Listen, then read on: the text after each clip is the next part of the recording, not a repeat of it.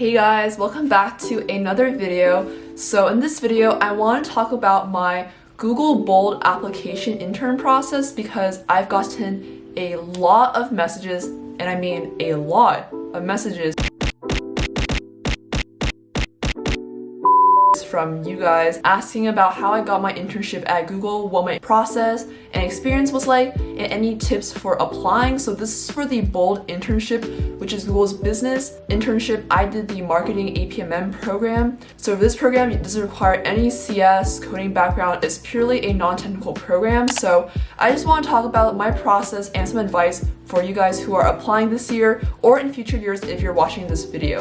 For the application, it usually opens in around mid-September and closes in mid-October, but these dates might be different year to year. And definitely I would say try apply early. It's better apply early than later because the applications are usually reviewed on a first come first serve. So those who apply earlier will get priority in terms of getting their resume reviewed. And in terms of what I had to submit my resume, my recent copy of an unofficial transcript. There's no cover letter or anything, just those two documents. And I applied like 2 weeks after the application opened. I actually had a referral from a friend who did internship before me. I don't think referrals are a necessity, but they're definitely good to have. And I think if you're able to land a referral, it's definitely a good thing to have in your application. But even if you have a referral, it's still really important to have your resume be really well polished, because if you have a referral, it doesn't mean it will get you very far in the application process. So the resume is definitely super important. And I also wanted to reiterate that referral is not a make or break case, so it's totally okay if you don't have a referral. I know friends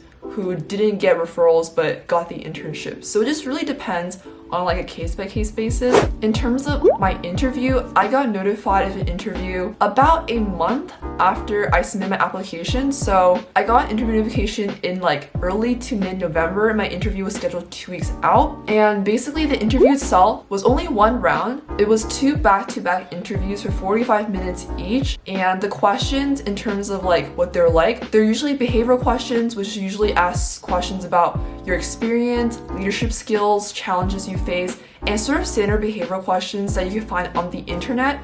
And they also have more like case questions, which are sort of like consulting case questions but not as complicated. So you just Google those and find it online to practice or to research, etc. And in terms of how I prepared, when you get an interview notification, they send you like a packet of things to review before your interview. So I'll definitely recommend doing that. It usually comes along with like researching the company's products and understanding some basic facts about the company in order to prepare for your interview. That was super helpful for me. And I also really liked Googling product marketing or business interview questions and also like consulting case questions, because even though it's not as difficult as a consulting case, it's still like kind of similar in the structure. So kind of studying those helps a lot in your interview process, and I would definitely recommend that. And in terms of like these behavioral questions, one thing that I really found helpful was having like a Google Doc in which you have some questions that are very common in these types of interviews, and then sort of typing out your answers on the Google Doc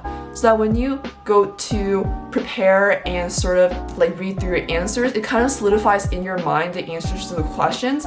So it makes it much easier to actually do the interview when you have prepared it this way. So I highly recommend doing that. And in terms of some specific advice I have for the application process, I would definitely make sure that your resume is updated and very accurate. When I mean accurate, like all your experiences are listed properly. There's no grammatical or spelling errors. That's definitely something that Google takes into account, is how well you can pay attention to details like spelling, grammar, stuff like that.